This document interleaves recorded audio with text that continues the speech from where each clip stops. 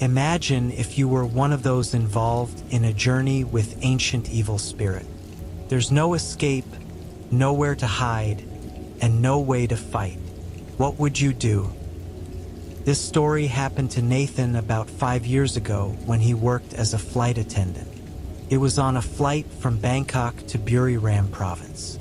At that time, Buriram province was quite popular for pilgrimage trips, making offerings and other religious activities.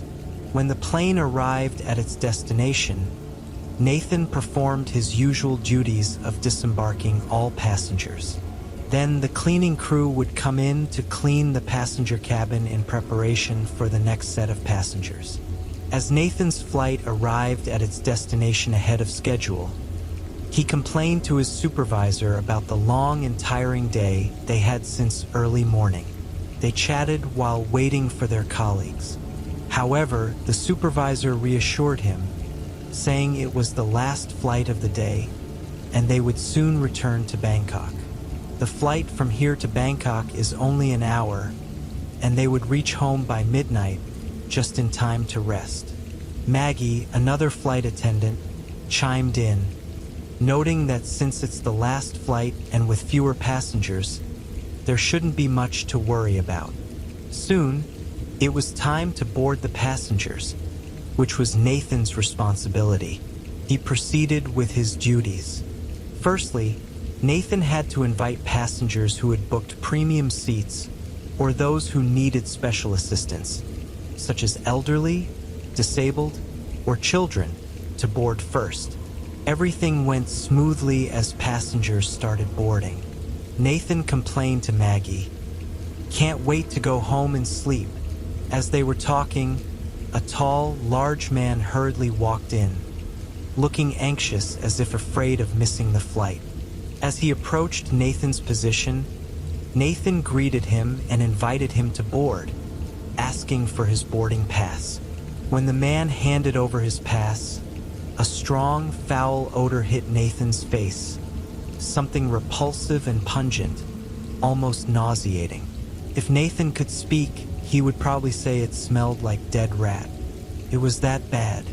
After receiving the boarding pass, Nathan informed the man that his seat was in row 3 by the window, and the man proceeded to his seat as usual. Nathan felt uneasy about the strange smell and turned to Maggie to ask if she noticed it, but Maggie said she didn't smell anything. The events unfolded smoothly until it was time to close the aircraft doors. Nathan closed the doors following standard procedures, and the situation inside the plane remained normal. Passengers began storing their belongings in overhead compartments as cabin crew members, including Nathan and his colleagues Maggie and James, ensured passenger safety and provided assistance as needed. However, an unusual incident occurred when 4 individuals passed through a particular spot, row 3, where the large man had been seated. All 4 individuals emitted the same foul odor to varying degrees. James speculated that perhaps the reheated food served to passengers was spoiled, but this seemed unlikely. Furthermore, the smell was inconsistent with spoiled food and each person's odor differed in intensity. After completing the passenger cabin check, it was time to demonstrate safety equipment and procedures. While Nathan was conducting the demonstration, he noticed a passenger sitting in row 3, where the large man had been seated on the aisle side. This was unusual because, according to the seating plan, there shouldn't have been anyone in that seat. The passenger was an elderly woman with thinning white hair, pale skin, and a frail appearance. Most notably, she was kneeling on the seat and facing the backrest, which meant her back was turned to Nathan. Unable to interrupt his demonstration, Nathan resolved to inform her as soon as he finished, as her position posed a safety risk to herself and others. After Nathan finished demonstrating the safety equipment, he turned around to collect the equipment and glanced at the passenger manifest once more to see if there were indeed passengers assigned to that seat, or if he had made a mistake. It turned out that, according to the manifest, There was no one assigned to that seat. Nathan quickly turned back, intending to inform the passenger that she couldn't sit there, only to find that there was no one there. There was only the large man sitting by the window. At that moment, Nathan wondered to himself if the elderly woman had returned to her original seat. As the time came to prepare for takeoff, the airplane was positioned on the runway, steadily moving forward. At that moment, Nathan's gaze met the elderly woman once again, kneeling and facing the backrest as before. Seeing this, Nathan turned to unfasten his own seatbelt and began to rise. Simultaneously, the elderly woman slowly turned her face towards Nathan, her gaze fixated on him, turning until their eyes met. However, her head turned, but her neck and body remained still, frozen.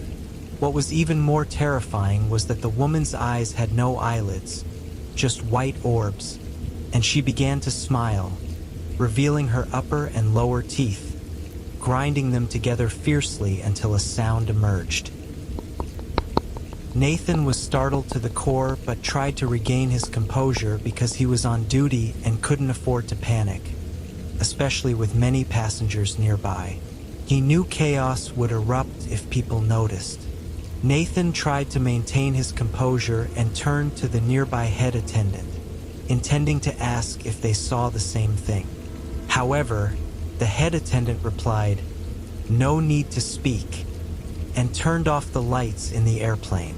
The dimming of the lights was part of the procedure for taking off in the middle of the night. As the lights went out, both Nathan and the head attendant closed their eyes.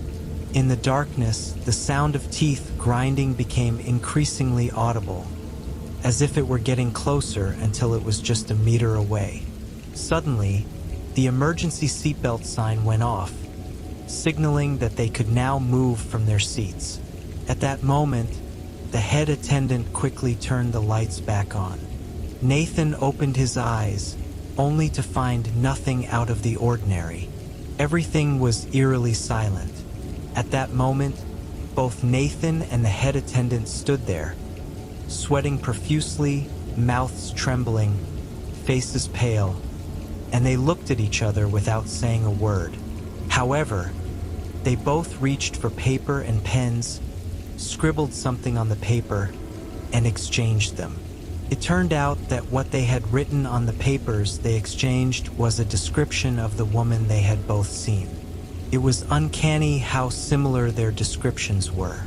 Despite how frightening the sight was, they knew they had a job to do, and they were up in the sky with nowhere to escape.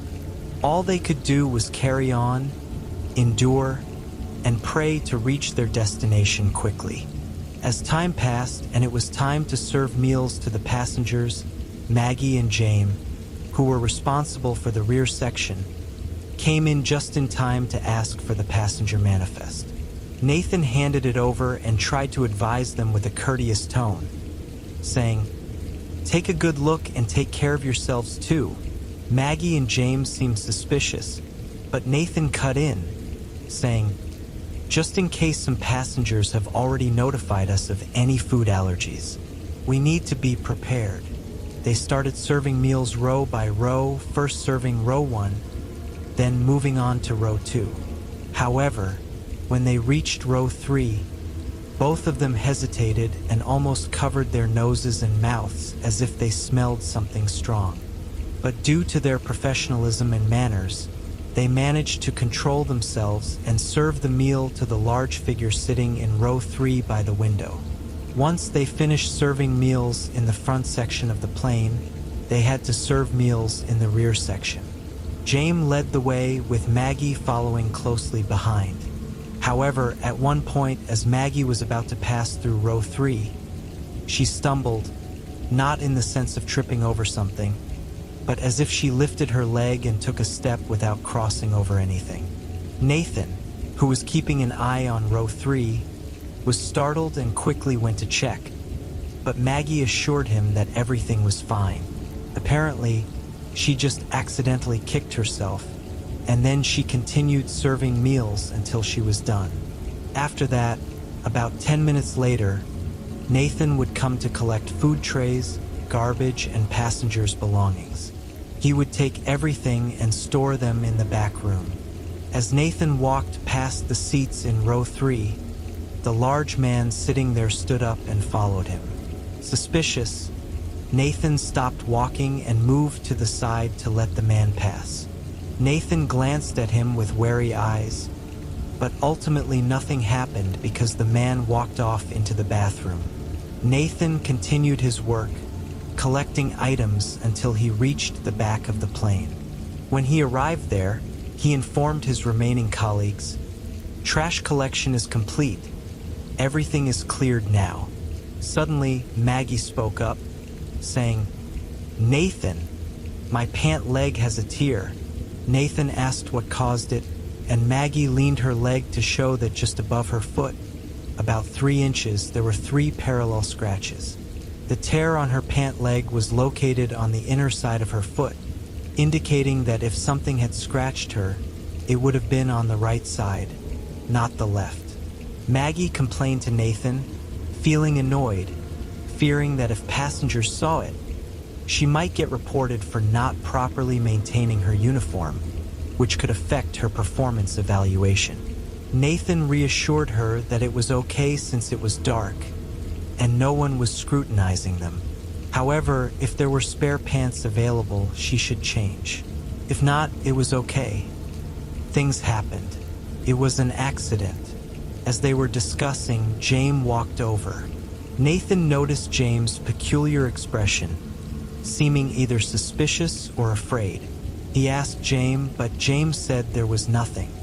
Then Nathan told both of them to help clear the items at the back properly because the plane was almost landing. After the conversation ended, Nathan walked back to his designated area at the front. At that moment, there was a signal indicating that the plane was about to land. Nathan and all the crew members returned to their stations. As Nathan settled back into his seat in preparation for landing, he went through his usual routine, checking himself thoroughly, fastening his seatbelt securely. It was a moment of relative calm, where he had nothing to do but sit quietly. During this time, he began to ponder, and a thought occurred to him. Would the old woman come back to that seat? How did it happen? And where did she disappear to? Or was it just an illusion? But 2 people couldn't have the same hallucination. Just as Nathan began to dwell on these thoughts, the sound of teeth grinding started again. It grew louder and louder, almost as if it was right next to his ear, yet it wasn't. What Nathan saw was the old woman head slowly emerging from under that seat, right at the aisle. As she gradually lifted her head out, she began to rotate her head, slowly turning it 360 degrees. Nathan could only stare in shock as he tried to look for the head attendant. The head attendant spoke as usual, saying, "No need to speak." Then the lights in the plane went out.